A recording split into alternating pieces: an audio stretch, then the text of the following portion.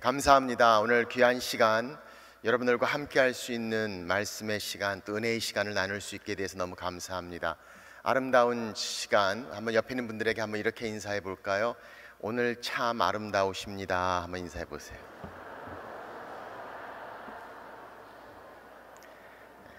한번 이렇게 화답해 보십시오. 그건 당신의 눈이 아름답기 때문입니다.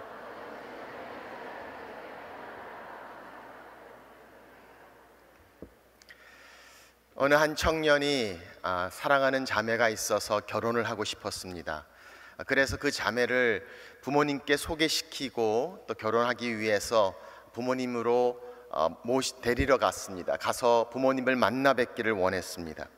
그런데 그 청년의 어머니가 좀 강하신 분입니다. 마음에 들지 않으면 절대로 안 되는 엄마였습니다. 그래서 그 자매를 데려갔는데 그만 이 엄마가 이 자매를 보더니 절대로 결혼은 안 된다고 하는 겁니다. 얼마나 상심이 되든지 여러 방법을 썼지만 결국 되지 못하고 그만 헤어질 수밖에 없었습니다. 또 한 번 그런 기회가 있어서 또 좋은 자매를 데리고 갔는데 엄마가 또 퇴짜를 놓고 안 된다고 합니다. 두 번 그러고 나니까 어떻게 결혼을 할 수 있을까 가만히 생각해 보니까 한 가지 방법이 떠오릅니다. 우리 엄마 같은 자매를 골라야 되겠다.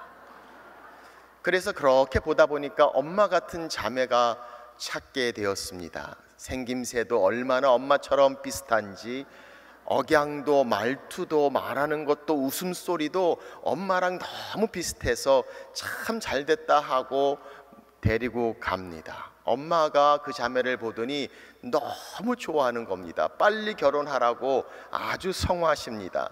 옆에 있는 아버지가 절대로 안 된다고 하셨습니다. 가족 안에서도 우리는 그런 걸 경험해 봅니다. 우리 삶이 정말 변하고 있는가? 어쩌면 우리는 이 가장 근본적인 질문 앞에 우리 자신들을 돌아봅니다.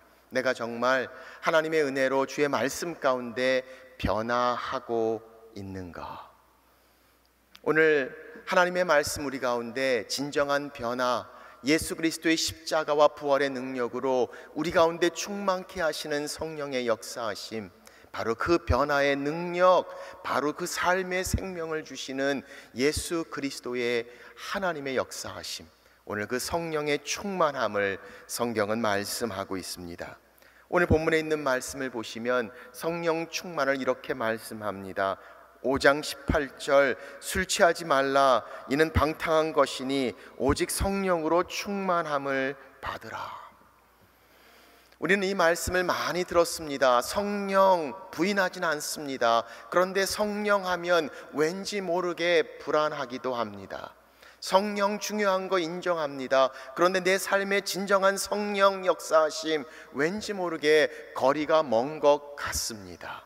그런데 오늘 성경은 우리 가운데 말씀합니다. 술 취하지 말라, 이는 방탕한 것이니 성령으로 충만함을 받으라 라고 말씀합니다. 술 취함과 성령의 충만을 비교해서 말씀합니다. 술로 취한 것과 성령으로 취한 것을 말씀합니다. 그것에 가장 중요한 차이가 있다면 바로 그 술이 우리 몸에 들어와서 우리를 주장하고 움직이는 것처럼 성령께서 우리 안에 역사하셔서 우리를 주장하시고 다스리시며 인도하시고 통치하시는 성령의 충만함을 성경은 말씀하고 있습니다.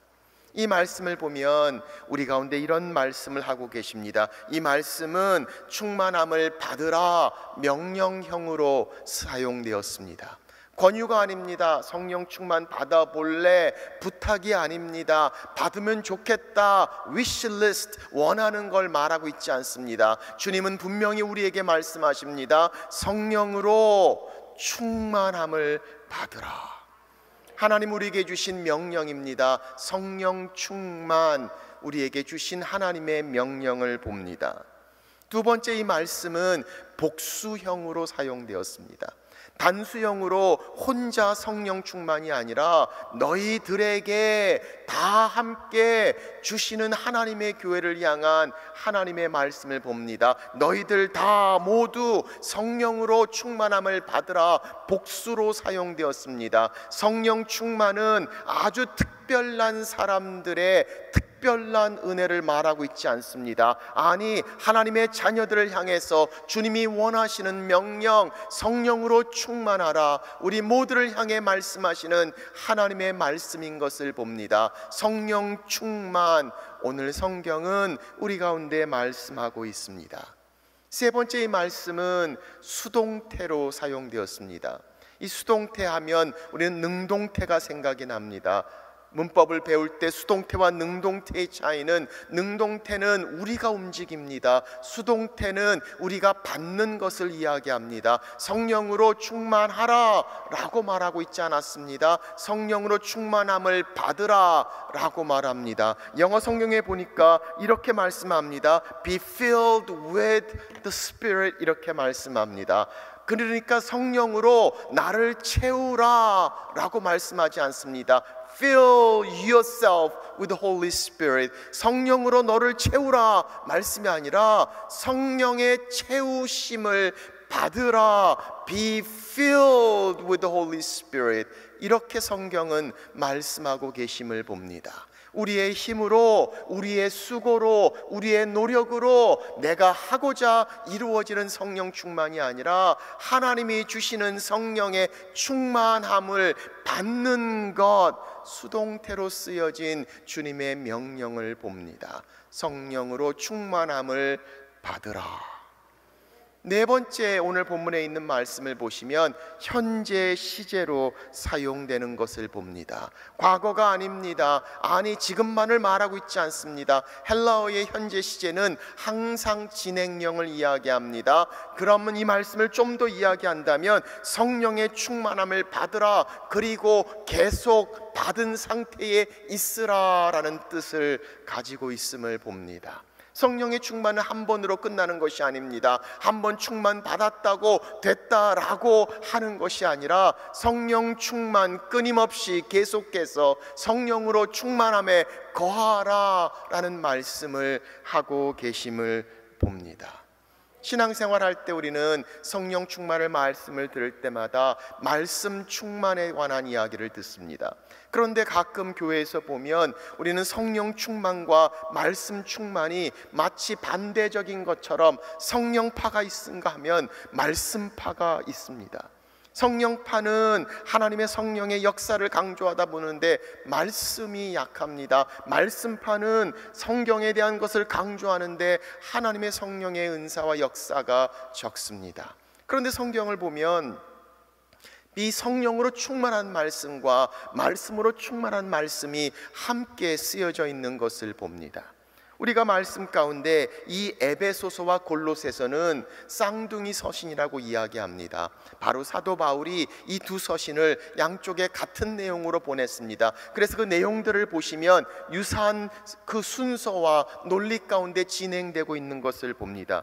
그런데 이 에베소서에는 똑같은 말씀을 성령의 충만함을 받으라라고 말씀하시고, 골로새서에는 3장 18절에 너희 안에 그리스도의 말씀이 충만히 거하게 하라 라고 말씀하고 있는 것을 봅니다. 그리고 그 뒤에 나오는 말씀은 계속 같은 말씀으로 사용되는 모습을 봅니다. 성령 충만 말씀하셨습니다. 골로새서에는 말씀 충만 말씀하셨습니다. 성령은 진리의 영이십니다. 진리의 영이신 성령의 역사는 하나님의 말씀과 함께 움직여집니다. 성령으로 충만하다면 말씀으로 충만해야 합니다. 말씀으로 충만한 것, 성령의 충만함을 말씀하고 있습니다. 성령인 진리의 영이신 성령께서 하나님의 말씀과 부딪힐 수 없습니다. 아니, 성령 충만함, 말씀 충만함, 오늘 성령이 말씀하시는 하나님의 말씀을 우리는 보게 됩니다.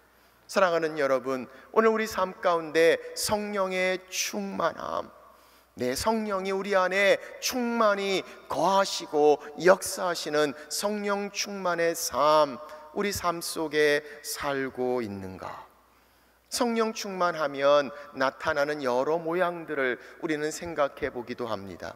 때로는 성령의 은사를 생각하며 그것이 성령 충만의 결과라고 생각할 때가 있습니다. 성경은 우리에게 분명히 말씀합니다. 성령의 그 충만의 결과는 바로 성령의 은사가 아니라 성령의 열매라는 사실을 말씀하고 있음을 봅니다. 성령이 충만히 거할 때 성령의 열매가 나타나는 모습입니다. 그 성령의 열매, 오늘 말씀을 보시면 바로 성령 충만의 결과를 말씀하고 있습니다. 술 취하지 마라, 이는 방탕한 것이니 성령의 충만함을 받으라 라고 말씀하시고, 그 성령으로 충만할 때 나타나는 삶의 변화, 그 모습을 성경은 말씀합니다. 첫째는 언어의 영성입니다. 우리의 말이 달라지기 시작합니다. 19절은 말씀합니다. 시와 찬송과 신령한 노래들로 서로 화답하며, 우리의 언어가 변화됩니다. 우리의 말이 달라지기 시작합니다. 왜 말이 중요합니까? 우리의 마음에 있는 것들이 입으로 표현되기 때문입니다. 사람이 속에 있는 것을 입으로 말하느니라 라고 주님은 말씀합니다. 악한 마음을 품으면 악한 말이 나옵니다. 부정적인 마음을 품으면 부정적인 말이 나옵니다. 축복의 마음을 품으면 축복의 말이 나옵니다. 성경은 성령 충만의 첫 번째 변화를 시와 찬송과 신령한 노래들로 서로들 간에 화답하며 라고 이야기하며, 성령의 충만함이 우리 삶의 언어의 변화를 말씀하고 있습니다. 신앙생활 하다 보면 교회에서 열심히 봉사하고 섬긴다고 하면서도 말 때문에 상처받고 힘든 경우들이 얼마나 많이 있는지 모릅니다. 아마도 교회에 제일 많이 등장하는 말은 이런 말인 것 같습니다. 나 상처받았어. 상처받은 분들이 얼마나 많은지 몰라요. 그런데 상처 준 사람은 아무도 없습니다. 그런데 상처받은 사람은 왜 이렇게 많은지, 말로 인해서 우리의 삶 속에서 마치 날카로운 비수가 되어 우리를 찌르게 하는 이 언어의 문제를 우리는 경험해 봅니다. 잠언은 우리 가운데 말씀합니다. 그 날카로운 말, 그 말들은 칼로 찌름같이 말한다라고 말합니다. 아니, 죽음을 가져옵니다. 힘들고 어려운 것을 굽니다. 그런데 지혜로운 자의 혀는 마치 양약과도 같다라고 말씀하시며, 성령의 충만한 언어의 변화를 성경은 말씀하고 있습니다. 오래전에 제가 새벽 기도를 인도할 때 한 번은 새벽 기도를 끝나고 나오는데 한 집사님이 저를 찾아오셔서 말씀합니다. 목사님, 주기도문 틀린 거 아십니까? 깜짝 놀랐습니다. 무슨 말입니까? 물어봤더니 제가 새벽 기도 인도하고 끝날 때 주기도문으로 다 같이 새벽 기도를 끝나는데 제가 하는 주기도문이 틀렸다는 겁니다. 그래서 무슨 말인가 들어봤더니 그 주기도문 중에 뜻이 하늘에서 이루어진 것처럼 땅에서도 이루어진다 해야 되는데 땅에서 도를 제가 안 했다는 겁니다. 가만히 들어보니까 마지막에 좀 빨리 하다 보면 하늘에서 이루어진 것처럼 땅에서도 이게 말은 하는데 잘 안 들렸던 모양입니다. 그런데 도가 빠졌다고, 틀렸다고 얘기하는데 얼마나 마음에 상처가 되는지. 그 다음에 새벽 기도회를 인도하는데 그분이 그렇게 크게 보이기 시작합니다. 마지막 끝나면서 주기도문을 하는데 혹시나 또 이번에 이분이 못 들을까 싶어서 땅에서 도 이루어지게 하시옵소서. 그러다 보니까 이분이 너무 말한 게 신경이 쓰여서 한 번은 주기도문이 아니라 사도신경으로 그냥 새벽 기도를 끝낸 적도 있습니다. 말 한마디가 가슴에 상처가 되어 너무 힘들게 고통 가운데 있는 그런 경험을 우리는 해보지 않습니까? 기도 많이 하는데 말씀 많이 보고, 그런데 왜 그 입술에서 나오는 말들은 그렇게 상처와 아픔과 고통과 부정적인 말들을 우리가 하고 있는가? 성령으로 충만한 삶에서는 언어가 달라지기 시작합니다. 세워주고 축복하고 시와 신령한 노래와 찬송으로 서로 화답하며, 성경은 말합니다. Speak with grace. 은혜로운 말을 하라. 살리는 말, 믿음의 말, 축복하는 말. 오늘 성령 충만한 삶의 변화, 언어의 영성에서 나타납니다. 두 번째 성령 충만의 결과를 성경은 설명합니다. 바로 예배의 영성입니다. 19절은 이렇게 말씀합니다. 너희의 마음으로 주께 노래하며 찬송하며. 19절의 그 언어의 영성이 서로를 향한 아름다운 언어였다면, 성경은 말씀합니다. 성령으로 충만할 때 이제는 주께 노래하며 찬양하라 라고 말씀하시며 우리의 예배에 대하여 말씀하고 있습니다. 성령의 충만한 삶은 예배가 다릅니다. 성령의 충만한 삶에서는 하나님의 임재하심이 예배의 현장 가운데 나타나고 체험되기 시작합니다. 살아있는 예배, 그 예배가 할 수 없이 마지못해 자리를 머물게 하는 시간과 장소가 아니라 하나님의 역사하심 가운데 말씀하시는 성령의 살아 역사하심이 우리 가운데 움직이는 살아있는 예배. 그래서 그 예배 가운데 우리는 경험합니다. 하나님이 내게 말씀하시는구나, 하나님이 내게 역사하시는구나, 하나님이 움직이시는 말씀의 능력을 봅니다. 한 번은 제가 설교를 하고 나와서 인사를 하는데 한 권사님이 저한테 그러는 거예요. 목사님, 어제 저녁에 저희 집에 오셨었죠? 제가 깜짝 놀랐습니다. 첫 번째 딱 드는 생각은 어제 제가 갔었나 그 집에? 그런데 안 갔거든요. 그럼 무슨 말이지? 두 번째 드는 생각, 어제 신방 갔어야 되는데 깜빡 잊고 내가 못 건 걸 이분이 빚고 와서 이렇게 얘기하는 것인가 하는 생각이 들어요. 근데 그것도 아니에요. 무슨 뜻인지 알 수가 없어요. 무슨 말인가 했더니 이분이 그러시는 거, 오늘 목사님 말씀이 어제 저녁에 우리 집에 일어난 일을 다 보고 말씀하신 것 같아요. 은혜 받았다고 하면 될 거 왜 복잡하게 그렇게 얘기를 하는지 모르겠어요. 하나님이 내게 말씀하시고, 정말 주님이 내 삶 가운데 어떻게 내 상황 가운데 말씀하시는 하나님의 임재의 성령의 역사, 예배 가운데 나타나는 놀라운 변화를 봅니다. 여러분 기억나세요?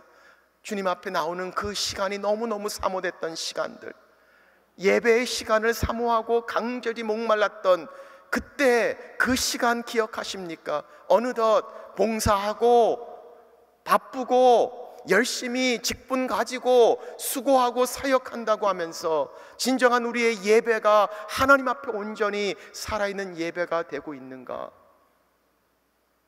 그 하나님 앞에 정말 온전한 예배를 통해서 주께 드려지는 삶, 성경은 뭐라고 말씀합니까? 아니, 우리가 드려지는 예배뿐만이 아니라 우리의 삶 속에서 드려지는 영적인 예배, 바로 삶의 모습을 통하여 하나님 앞에 드려지는, 그래서 나의 삶 속에 하나님께서 존귀와 영광과 찬양을 받으시는 하나님의 삶. 오늘 성경은 바로 그 예배자의 모습을 말씀하고 있습니다. 너의 마음으로 주께 노래하며 찬송하며. 세 번째 성령 충만의 그 결과를 성경은 감사의 영성이라고 말씀하십니다. 자, 20절 말씀을 보십시오. 범사에 우리 주 예수 그리스도의 이름으로 항상 아버지 하나님께 감사하며. 성경은 말씀합니다. 범사에 항상 감사하며. 감사해야 되는 거 알고 있어요.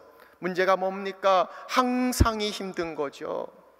좋을 때 감사하고 싶어요. 축복 가운데 있을 때 우리는 감사합니다. 그런데 성경은 말씀합니다. 모든 상황 가운데, 아니 나의 눈물 가운데서도, 나의 고난 가운데서도, 내가 힘들고 어려운 가운데서도 어떤 상황과 관계없이 내 삶 속에 끊임없는 감사가 하나님 앞에 드려질 수 있는 성령의 충만한 삶을 말씀하고 있습니다. 로마서 8장은 우리 가운데 말씀합니다. 하나님을 사랑하는 자, 곧 그의 뜻대로 부르심을 입은 자들에게는 모든 것이 합력하여 선을 이루느니라. 하나님의 선한 의도하심이 우리 가운데 있습니다. 그러므로 모든 것을 선하게 만드시는 선하신 하나님에 대한 신뢰, 그 뜻대로 부르심을 입은 자들에게는 모든 것이 합력하여 선을 이루시느니라.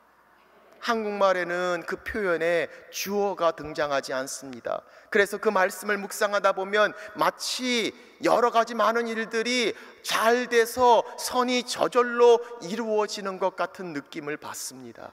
그러나 헬라어 원어나 영어 성경을 보면 거기에는 분명한 주어가 있습니다. God will make all things possible. 하나님께서 이 모든 것들을 합력하여 선으로 만드시느니라.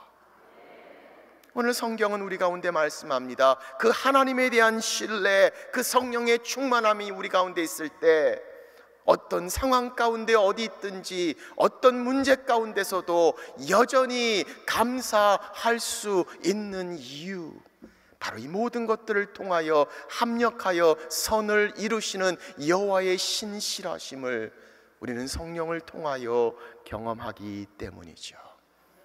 그래서 오늘 성경은 말씀합니다. 범사에 우리 주 예수 그리스도의 이름으로 항상 아버지 하나님께 감사하며. 오늘 우리의 감사 주님 앞에 있습니까? 불평이 아니라 감사가, 큰 일뿐만이 아니라 작은 일도 내 삶의 모든 부분에서 감사. 이 세상은 감사하는 자의 것입니다. 감사가 세상을 변화시킵니다. 네 번째, 성령 충만의 결과를 봅니다. 바로 관계의 영성을 봅니다. 21절 이렇게 말씀합니다. 그리스도를 경외함으로 피차 복종하라. 그리스도를 경외함으로 피차 복종하라. 이 복종이란 단어는 매우 센 단어가 아닙니까? 왠지 모르게 요즘 우리를 향해서 불편하게 느끼는 단어입니다. submit, 인정하고 존중하란 뜻을 가집니다. 여호와를 경외함으로 피차 서로, 한쪽만이 아니라 서로 복종하라 라고 말씀하고 있음을 봅니다. 이 관계의 영성을 성경은 바로 그 다음부터 말씀하고 있습니다. 세 가지 관계를 통해서 말씀하고 있는 것을 봅니다. 첫째는 아내와 남편의 관계를 말씀합니다. 부부입니다. 두 번째는 부모와 자녀의 관계를 말씀하고 있습니다. 세 번째는 고용주와 고용인에 대한 관계를 말씀하고 있음을 봅니다. 이건 제가 말하는 게 아니라 성경에 그대로 나오는 겁니다. 자, 말씀을 보십시오. 먼저 부부에 대해서 말씀합니다. 바로 5장 22절부터 말씀합니다. 경외함으로 피차 복종하라 라고 말씀하시고, 그 첫 번째 시작을 아내들이여 자기 남편에게 복종하기를 주께 하듯 하라. 이는 남편이 아내의 머리됨이 그리스도께서 교회의 머리된 것 같으니 그가 바로 몸의 구주시니라. 그러므로 교회가 그리스도에게 하듯 아내들도 범사에 자기 남편에게 복종할지니라. 그리고 25절, 남편들아. 아내들로 끝났으면 얼마나 억울했을까요? 그런데 바로 그 다음에 남편들아 라고 말씀하고 계심을 봅니다. 그리고 남편들에게 말씀합니다. 아내 사랑하기를 그리스도께서 교회를 사랑하시고 그 교회를 위하여 자신을 주심같이 하라. 그래서 31절까지 바로 그렇게 사랑해야 함을 말씀하고 있음을 봅니다. 아내를 향해선 복종하라고 말씀합니다. 남편을 주께 하듯 하라. 그리고 남편들을 향해서 아내를 사랑하라고 말합니다. 그리스도께서 그렇게 사랑하셨던 것처럼. 우리 이 말씀을 가지고 종종 남편은 아내에게 봐라, 아내들이여 순종하라고 하지 않았는가 라고 말씀의 검을 잘못 사용하기도 합니다. 때로는 아내들은 남편들 봐라, 이렇게 사랑하라고 하지 않았는가라고 이야기하며 사실 서로를 향해서 말씀을 빗대어 서로를 향해서 공격하고 있는 모습을 봅니다. 사랑해 준다면 순종할 수 있을 텐데, 순종하면 사랑 많이 해줄 텐데, 그러면서 둘이 서로 안 하고 있는 모습을 우리 삶 속에서 볼 수 있습니까? 어떤 분들은 이 얘기합니다. 봐라, 아내가 문제가 더 크다. 그러니까 성경이 아내부터 말씀한 것이 아닌가? 그런가 하면 어떤 분은 또 이렇게 성경을 말씀합니다. 아내에 대한 말씀은 3절밖에 안 했지만 남편은 25절부터 31절까지 내용이 얼마나 많은가 라고 말씀하기도 합니다. 오늘 성경은 우리 모두에게 남편과 아내를 향해서 말씀하고 있는 성령 충만의 결과, 아니 어쩌면 우리는 성령 충만하고 뜨겁게 기도하고 뜨겁게 말씀 보면서도 우리의 가정의 삶 속에서 그런 모습이 얼마나 부족했습니까? 진정한 성령 충만의 삶, 가정 안에서 이루어져야 합니다. 가정의 역사, 성경은 말씀합니다. 아내들이여 남편에게 복종하기를 주께 하듯 하라. 제가 한 번은 우리 사모님들에게 사모 세미나를 하면서 그렇게 얘기한 적이 있습니다. 우리 남편들을 정말 좀 존중하고 좀 세워주면 참 좋겠다. 그거는 뭐 따로 돈 드는 것도 아니고 좀 할 수 있지 않은가. 그거 좀 그렇게 격려하고 축복하고 칭찬해주고 하면 남편들이 얼마나 좋아하고 더 열심히 하고 더 잘하고. 그런데 왠지 모르게 우리는 그렇게 칭찬을 해주고 격려를 하면 교만해서 더 못할까 봐 아예 그것까지 계산해서 미리 더, 그래서 그거를 좀 하면 좋겠습니다 했더니 우리 사모님들이 저한테 그러더라고요. 목사님, 그게 제일 어려워요 그러시는 거예요. 사랑하는 여러분, 정말 남편을 존중하는 것, 그것은 남편을 교회의 머리 대신 예수 그리스도처럼 가정의 머리됨을 인정하는 것을 말합니다. 우리는 그렇게 이야기할지 몰라요. 그럴 만한 좀 일을 해야지 인정을 하지. 아니요, 성경은 우리에게 말씀합니다. 그렇게 복종하는 가장 중요한 이유는 교회의 머리 되신 주님처럼 가정의 머리로 세우신 하나님의 권위에 대한 존중함을 말하고 있음을 봅니다. 존중하라. 남편들이 정말 하나님이 세우신 가정의 그 머리로서 존중함을 받을 수 있는 순종의 모습, 오늘 그 아내들이여 성경은 말씀하고 있습니다. 저는 가끔 그런 질문을 접합니다. 목사님, 아내에게 말한 것하고 남편에게 말한 것 중에 어떤 게 더 힘듭니까? 저는 두 번째 남편들의 역할이 더 힘든 것 같습니다. 때로는 순종하는 게 더 힘들 것처럼 보입니다. 그런데 오늘 성경은 말씀합니다. 남편들아, 아내 사랑하기를 그리스도께서 교회를 사랑하시고 그 교회를 위하여 자신을 주심같이 하라. 그러니 남편들 너무 불평하지 마세요. 아내보다 남편의 역할이 훨씬 더 중요하고 필요합니다. 성경은 말씀합니다. 아내를 사랑하라. 사랑하라. 우리 한국 문화에서 이 사랑이란 표현을 잘 못해요. 그래서 왠지 사랑한다고 이야기하면 괜히 계면쩍고, 사랑한다는 말이 잘 안 나와요. 영어로 하세요. I love you.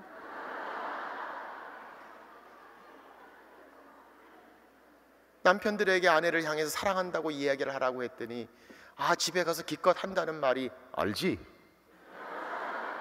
알지? 사랑하니까 살지. 알지? 아내는 얼마나 듣고 싶은지 몰라요. 알아도 들어도 또 듣고 싶은 말.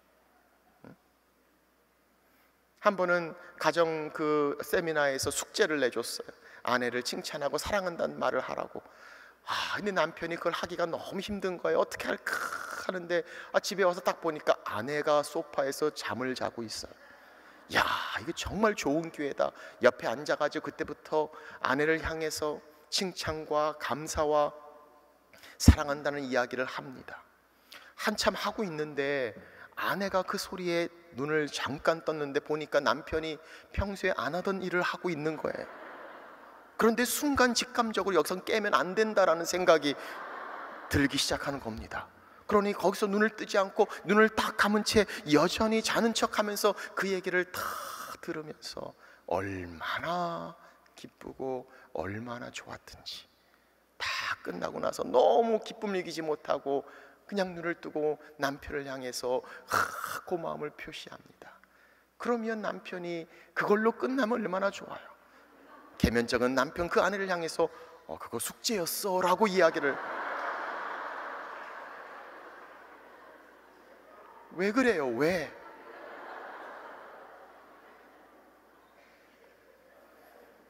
사랑하라. 사랑하라. 아내를 사랑하라. 사랑은 사랑받는 사람이 사랑한 받음을 알아야 사랑인 것이죠. 남편들아, 그리스도께서 교회를 사랑하사 자신을 주심같이 자신을 주는 사랑, 사랑하라.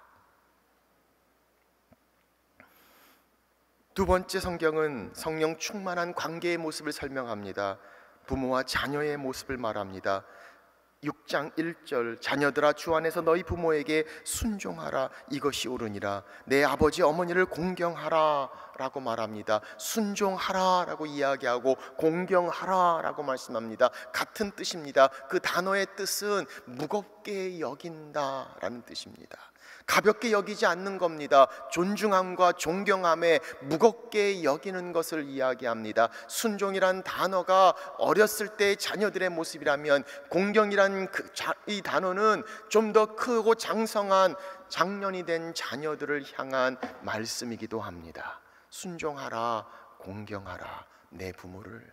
십계명에도 등장하는 이 중요한 말씀, 성경은 뭐라고 말씀합니까? 이것이 옳다고 말씀합니다. 첫 계명이라고 말합니다. 약속이 있다고 말합니다. 내가 잘되고 땅에서 장수하리라 라고 말씀하시며, 바로 그 부모를 향한 자녀들의 관계를 말씀하고 있음을 봅니다. 사랑하는 여러분, 얼마나 많은 자녀들이 부모님을 잘 사랑한다고 하면서도 그렇지 못하는 모습들, 깨어진 관계 아픔 가운데 있는 모습들을 봅니다. 성령 충만, 오늘 성경은 우리 가운데 말씀합니다. 공경하라, 무겁게 여기라, 중요하게 여기라 라고 말씀합니다. 또 부모들에게 말씀합니다. 아비들아, 거기에는 어미들도 포함되어 있습니다. 너희 자녀를 노엽게 하지 말고 오직 주의 교훈과 훈계로 양육하라. 어떻게 우리가 우리 자녀들을 노엽게 합니까? 그들을 이해하지 못할 때, 우리 생각과 고집으로 그들을 힘들게 할 때, 우리의 부족함과 연약함을 솔직하게 나타내지 못할 때 우리는 그들을 노엽게 합니다. 우리의 자녀들은 우리를 보면서 에이, 이해도 못하면서, 엄마는, 아빠는, 우리는 이야기합니다. 너는 한 시간도 제대로 앉아서 공부할 수 없니? 그런데 우리도 어렸을 때 한 시간 못 앉아서 공부 못했거든요. 너 이러면 컴퓨터 이거 팔아버린다. 암만 해도 안 팔 거거든요. 비싼 걸 왜 팝니까? 애들도 다 알아요. 그런데 우리는 그렇게 이야기를 합니다. 그리고 우리의 모습 가운데서 그렇지 못함, 그러니 우리 자녀들을 향해서 I'm sorry, 미안하다고 그렇게 얘기해 줄 수 있습니까? 아니면 그냥 더 어떻게 합니까? 그냥 하다 보면 좀 밀릴 것 같으면 과거 이야기를 꺼내놓기 시작합니다. 너 전에는 그랬잖아 하면서 오히려 전의 이야기를 하는 경우들을 우리는 봅니다. 자녀를 노엽게 하지 말고, 자녀를 노엽게 하지 말고 주의 교훈과 훈계로 양육하라. 한 아버지가 그런 말을 하더라고요. 한 번은 애가 비디오 게임을 너무 하니까 화가 나가지고 소리를 질렀다는 겁니다. 너 이러면 집 나가! 당장 나가! 그래놓고 자기 방에 들어와서 아이고 얘가 진짜 나가면 어떡할까 싶어서 밤 2시까지 문 사이로 이렇게 보면서 나가면 안 되는데 라고 떨고 있었다고 그 아버지는 이야기합니다. 그러면서 왜 그렇게 이야기를 하는 겁니까? 오늘 자녀를 노엽게 하지 말라. 성령 충만한 부모의 모습을 봅니다. 세 번째, 직장에서 나타난 관계의 모습을 성경은 설명합니다. 종들아, 상전들아 라고 이야기합니다. 지금으로 이야기한다면 일하는 윗사람과 밑에 있는 사람들을 이야기합니다. 요즘 우리는 이것을 갑과 을이라는 표현을 많이 쓰기도 합니다. 오늘 성경은 말씀합니다. 종들아 두려워하며 떨며, 바로 밑에 일하는 자들을 향해서 말씀하고 있습니다. 상전에게 순종하기를 그리스도께 하듯 하라. 눈가림만 하지 말고 사람을 기쁘게 하는 자처럼 하지 말고 기쁜 마음으로 섬기기를 주께 하듯 하고. 무슨 말을 하고 있습니까? 성령의 충만한 삶, 교회 안에서, 신앙생활에서, 우리의 기도와 우리의 교회의 사역에서만 나타나는 삶의 변화가 아니라 우리의 일터에서 성령 충만한 삶의 변화, 눈가림하지 않고. 한 번은 제가 연락을 받았습니다. 저에게 근처에 있는 한 회사 사장님이 전화하셔서 누구누구 집사님, 목사님 교회 다니시죠? 예, 맞습니다. 요즘 특별 새벽기도 하시나요? 예, 맞습니다. 아, 목사님, 그 친구가 요즘 회사 와서 계속 졸고 있습니다. 새벽에 와서 특별 새벽 기도에 뜨겁게 기도하고 일터에 가서는 피곤하니까 계속 졸고 있고. 성령 충만 무엇입니까? 오늘 눈가림만 하지 말고 기쁜 마음으로 섬기기를 주께 하듯 하라. 그러니 우리의 일터에서도 누구를 위해 하는 겁니까? 하나님을 위하여, 하나님의 영광을 위하여. 그러니 달라질 수밖에 없어요. 그러니 제대로 할 수밖에 없어요. 사람에게 하지 말고 하나님께 하듯 하라. 교회에서 봉사하는 것처럼 우리의 일터에서 해야 한다는 것, 오늘 성경은 우리 가운데 말씀하고 있습니다. 상전들아 라고 말합니다. 위에 있는 자들입니까? 그렇다면 성경은 말씀합니다. 너희의 상전이 하늘에 계시고 그에게는 사람을 외모로 취하는 일이 없는 줄을 너희가 암이라. 이와 같이 하고 위협을 그치라. 이 위협을 그치라 뭐예요? 요즘 우리말로 하면 갑질하지 말라는 거예요. 성경이 벌써 다 이렇게, 왜? 진정한 너희의 상전 하나님이 되시라는 거죠. 내가 갑이 아니라 을이란 사실을 기억하고 슈퍼 갑이 되시는 하나님을 기억하고 죽게 하듯 하라 라고 진정한 보스를 말씀하고 계시는 것을 봅니다. 그러니 사랑하는 여러분, 성령으로 충만한 삶, 가정에서 변화가 있습니다. 아니, 우리의 부모와 자녀의 관계 가운데, 부부간의 관계 가운데, 그리고 우리의 일터에서 삶의 변화, 성령 충만의 삶의 모습을 봅니다. 성령 충만, 바로 우리가 해야 할 하나님의 명령. 그렇다면 우리는 마지막으로 이렇게 질문해 봅니다. 어떻게 성령으로 충만할 수 있을까? 그리고 어떻게 계속 성령으로 충만한 가운데 거할 수 있을까? 오늘 세 가지 하나님 말씀을 통해서 우리에게 주시는 성령 충만의 삶을 이야기합니다. 첫째는 그 성령 충만을 사모해야 합니다. 원해야 합니다.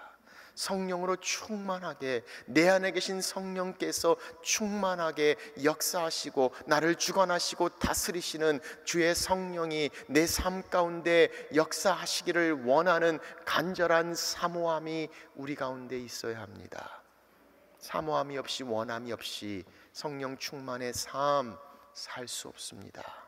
말로만 성령을 이야기하고 그렇지만 정말 내 삶에 진정한 성령의 충만함을 사모하고 그 내 안에 계신 성령께서 내 삶을 주관하시고 다스리기를 내가 정말 원하고 있는가? 두 번째, 그 원함과 함께 내 힘으로 내가 할 수 없음을 인정해야 합니다. 내 수고와 내 노력과 내 그 어떤 것들도, 아니 교회의 많은 봉사와 새벽 기도와 철야와 그 어떤 다른 것보다도 내 힘으로 내 능력으로 성령 충만할 수 없습니다. 성령 충만을 받아야 하는 겁니다. 그러니 그 간절한 사모함 앞에 주님 앞에 나아갑니다. 그리고 우리 자신들을 보기 시작합니다. 하나님, 내 힘으로 할 수 없습니다.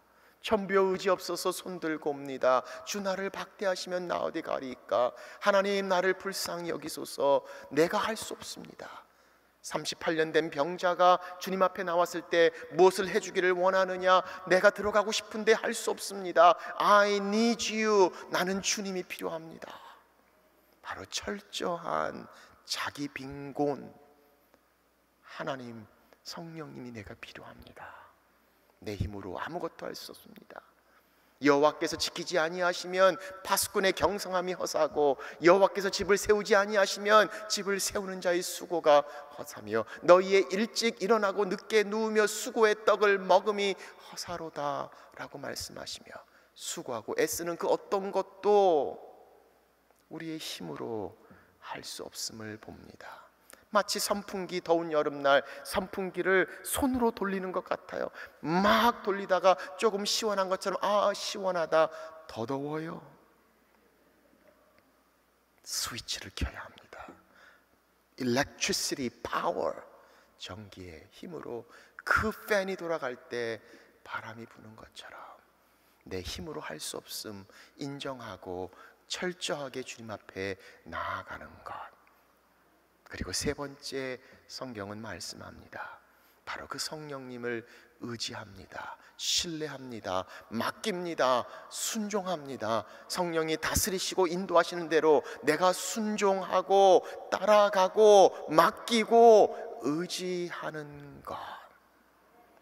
바로 성경이 말씀하고 계시는 성령 충만의 모습을 봅니다. 이거 한 번 하고 끝나는 것이 아니라 끊임없이 이 세 가지가 계속 같이 가야 합니다. 성령의 충만함을 원합니다. 그리고 하나님 앞에 나의 연약함 앞에 무릎을 꿇습니다. 가장 약한 자가 엎드렸습니다. 내 힘으로 할 수 없습니다. 하나님 도와주십시오. 그리고 주께서 말씀하시고 주께서 인도하시는데 순종하며 따라가겠습니다.